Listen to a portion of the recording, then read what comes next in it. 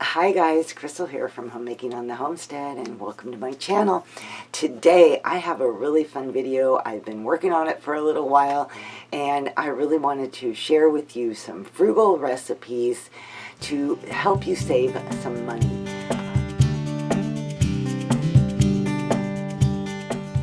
Grocery expenses are going sky high. I cannot believe it. I go into the store and some things have even as much as doubled in price, and it is getting really hard for a lot of people to make ends meet. I lived for many years raising 8 children on my husband's income. He made a comfortable income, but it was by no means a large income, and we were able to survive. And I was able to feed 10 of us 3 meals a day on on just one income. And so I am going to share with you some scaled down recipes and ideas of how I've cooked over the years so that you too can save some money in the kitchen. So now my children are grown and I no longer am feeding 10 people, just the 2 of us. And so these recipes are technically made for 2. However, I will be sharing with you 5 recipes, and these meals fed us for a total of about 8 or 9 days, I believe, because some of them were just big enough that it was able to carry into the next day. When you are looking to save money in the kitchen, save money on your grocery bill, the biggest thing to narrow down is on what foods are expensive foods, what foods are inexpensive, and utilize those inexpensive foods more and more, and try to stretch out and reduce the expensive foods. So for this 8 or 9 days that we ate, I used 1 chicken and about a pound, almost about a pound and a half of hamburger. And that was all the meat that I used. 1 meal has a little bit of cheese because I've always looked at cheese as being one of those expensive foods. And that meal also had a little bit of sour cream, but these were very minor. So, I mean, if your budget is tight, you don't have to add the cheese. Do whatever you need to do. Also, these recipes adapt very well if you are feeding more than 2 people. So any of these recipes can be doubled and or tripled. Like I said, I had to scale these recipes down a lot in order for it to feed just the 2 of us, and for us not to be eating the same thing, weeks on end. So I'm going to get started with the first recipe, and that is roasted chicken dinner. Now, I used a chicken that was about close to 6 pounds. It was definitely a little over 5.5 pounds. And you will need that because we're going to take this chicken and divide it into 3 different meals. Also in this video, I will be showing you how to cook things now, put them away, and pull them out a day or 2 later to be using them in the next meal. So the idea is that you have no waste in this cooking, and that all your resources are utilized to the best of your ability. So, for instance, in the chicken meals that you're about to see, that first night of roasted chicken, the next night we're going to take the meat off the bone and we'll divide up the meat that's left over into 2 different containers to be used for the next 2 meals. Then we're going to take the bones and cook those into broth.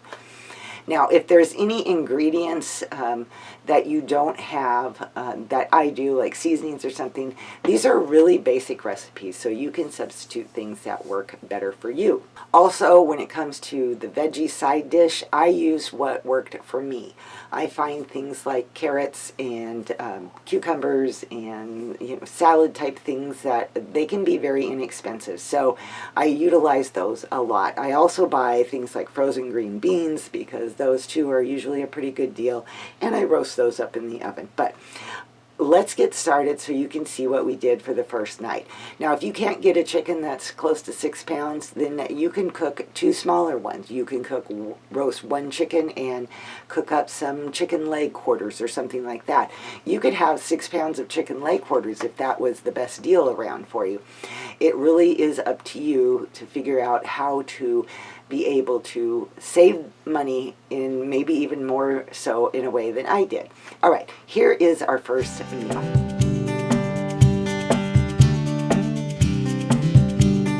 I started out this recipe by combining some seasonings together to make my own dry rub. These are very basic seasonings, and this recipe, along with all the recipes that I have listed here, will be in the description box below. So I did that mix, and then I spread it all over my chicken, and I let that sit for a little bit just to kind of absorb a lot of those flavors. I did not use all of the seasoning mix. I had a little bit left over. I just used what seemed like it would work for me, and what I had left over I ended up using later on, which you'll see in the video. I roasted this chicken in my Dutch oven. You could just do it in a pan, or however it is that you normally might cook a chicken. Now I also made with this my own homemade rice Roni. You could just do regular rice. It's really up to you. I will have that recipe, of course, linked below too.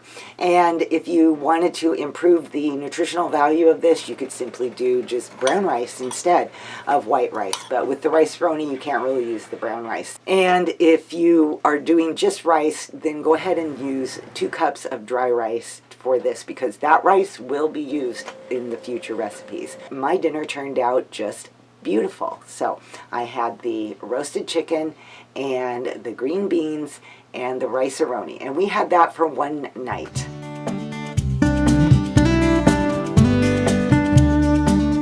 Now the next day I took my chicken, as I had already said, and took it all off the bone and set that aside and cut it up and chopped it up and divided that. I had 6 cups left, so I put 3 cups aside for tonight's dinner, and 3 cups went into a container and into the refrigerator. We are going to be making chicken stock with the bones and turning some of that chicken stock into chicken gravy for tonight's dinner, which will be chicken gravy over biscuits.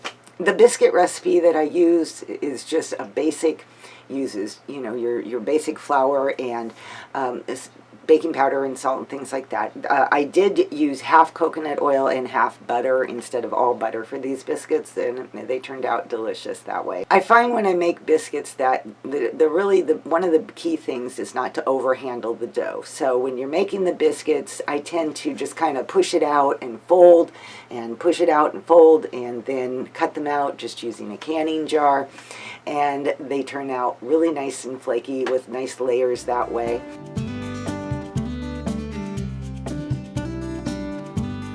After I made the biscuits, I went ahead and started the gravy. I used 1 stick of butter, and I like to add a lot of vegetables to my gravy, so I used just what I had on hand. I had some mushrooms and peppers, and I chopped up some small pieces of carrot and an onion, and I threw that in and softened it all up in my butter, and then added my flour. I took 4 cups of the stock that I had from making my bone broth, and I added that as the liquid to my gravy and stirred that until everything was nice and hot and bubbly. And then at that point I took my reserved 3 cups of chicken and added that into the gravy, and that was delicious. I did have rice left over, of course, from the first night, so at that point I was just kind of dealing with my leftovers, and I put that into a container and put that into the refrigerator because, like I said, we're going to use it again. I had 2 cups of broth left over, and I just put that into a canning jar and I stuck that in the refrigerator. And to serve this, I just cut open my biscuits and topped it with some nice hot gravy and served some leftover green beans that I still had from the previous night with that. And I also just kind of made a quick little side salad with some chopped lettuce, a couple sliced tomatoes, and some of my own pickled cucumber salad, and I shared that in a past video, and so I can try to link that above too for you. This was a delicious and very filling meal, and we ended up eating this for 2 nights.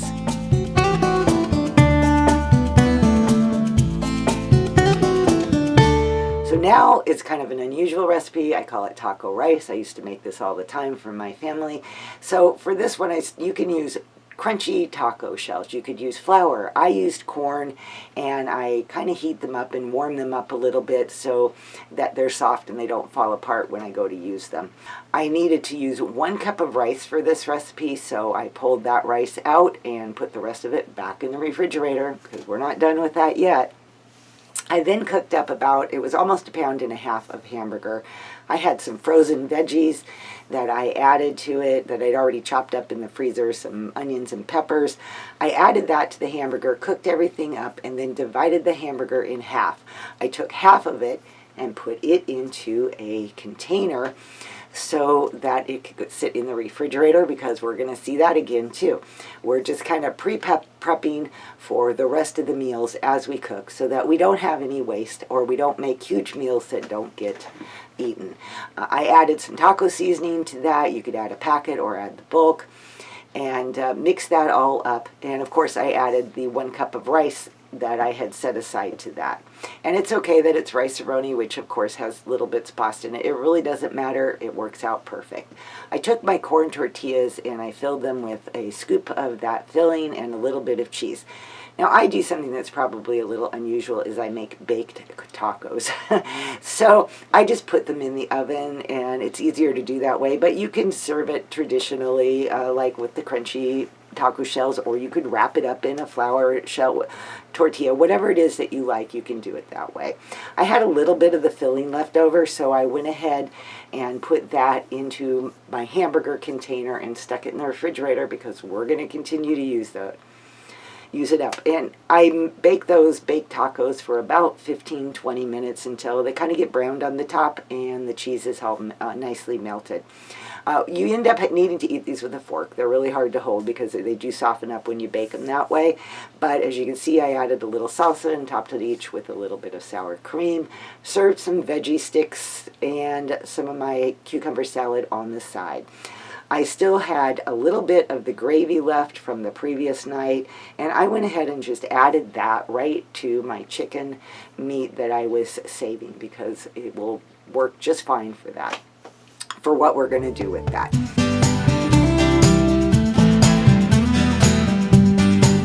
The next night, it was time to make some soup, and I've called this yummy pinto beans. I reduced the recipe, now I'm calling it fabulous pinto beans, but you're going to need to cook 1 cup of dried pinto beans. I did it in my Instant Pot. You can do it however it is that you do. We're serving this with the side of cornbread, so you can use a Jiffy cornbread mix, a recipe that I have below, or you can use your own mix or your own recipe. So to make this soup, it is super easy. I got my pot hot with a little bit of oil, softened up a chopped up onion. I then added my hamburger that I had saved and a can of diced tomatoes with that, and all the beans and the broth once they had finished cooking. Then I added a little bit of brown sugar, a little bit of molasses, and some mustard. The recipe calls for mustard powder, but I didn't have any, so I just used regular, I just squeezed in a little bit of mustard, and that worked fine. So I served this delicious soup with some leftover cornbread that we still had, and more of the carrot sticks and cucumber salad on the side.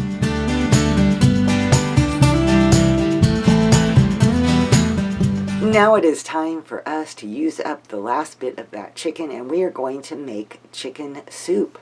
And I'm going to use up the rice. Now I also have 2 cups of frozen peas and carrots that are going to go in there, and that other 2 cups of broth that we had set aside.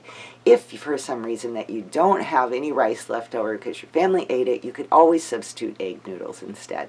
After I got the onions all nicely soft and kind of started to brown, I added in my frozen peas and carrots, and I let that simmer for a little bit. I added in my broth, but I needed 4 cups and I only had 2, so I added 2 cups of water and a little better than bouillon flavoring, or you could throw in bouillon cubes or something like that. At that point, I added the chicken, and I let that kind of come to a boil and simmer for a little bit, just so that give the flavors time to kind of combine.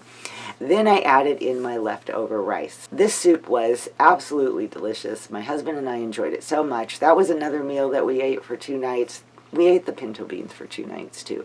So yeah, this was a delicious meal, and I still had cornbread left, so we went ahead and finished that off with this soup on those 2 nights.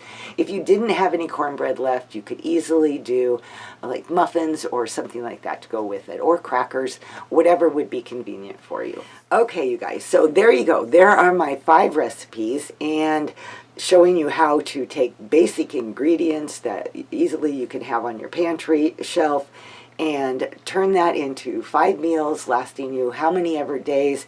You know, if you really want to stretch out a meal, you can add like more beans to it without increasing the hamburger. That keeps the cost down and allows more volume, especially if you're feeding a lot of extra people, or you just have, you know, a few extra people to feed. Like I said, this was just for 2 of us. Also, with this 5-day menu, we did not end up with any food that went to waste. We were able to eat it all over the course of those 8 days or 9 days, or I have to sit down and do the math again to remember how many days did that last us. But we used up everything, and it's a great way to be able to kind of, as you're cooking, be planning for those leftovers. Some people like to call them planned overs, so that you know, yeah, I'm going to be able to use this leftover rice. It's not going to just sit in the refrigerator and die a very slow, painful death. You're going to be able to keep incorporating it into the next meal and into the next meal. I hope that this menu plan gave you some inspiration for cooking frugal, saving some money, and eating really good, delicious food. All these meals were absolutely delicious. We loved every single one of them, and it's great on the food budget. So, you know, let me know in the comments below if you like this type of video, because I have more food ideas and menu plans and things that I can certainly do and share with you all. And, you know, if you like this video too, please give me a like, because that will tell me as well that you enjoyed this type of content. And, you know, if you haven't subscribed to my channel and you like my content, would you consider subscribing? That would mean a lot to me. All right, you guys, I will see you in my next video. Bye-bye.